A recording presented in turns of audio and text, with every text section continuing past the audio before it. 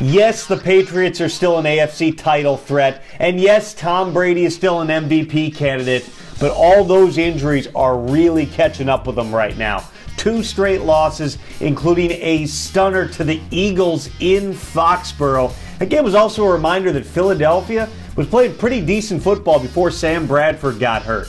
He's back now, made a big throw on 3rd down late in that game. They'll try to keep it rolling in the wide-open NFC East when they host Buffalo next, while the Patriots try to figure some things out and head to Houston.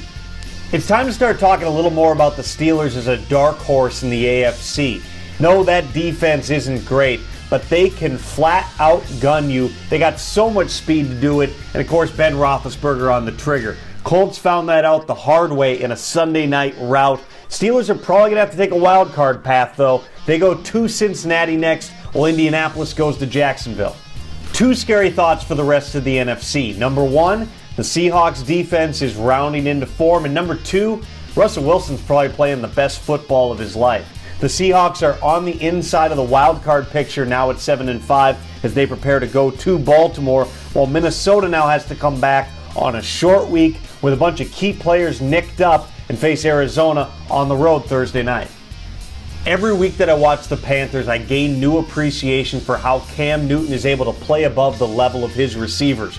Greg Olsen is a fantastic tight end. When you're watching balls bounce off Ted Ginn's hands, it's like throwing the football to a toddler. A really fast toddler, but a toddler nonetheless. This is hard. I don't care who you're playing in the NFL. It's hard to go on the road and get a victory. It's hard to face a quarterback like Drew Brees and find a way to outlast the opponent.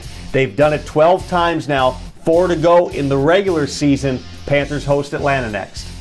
Another week, another example of why the Broncos have to stick with Brock Osweiler.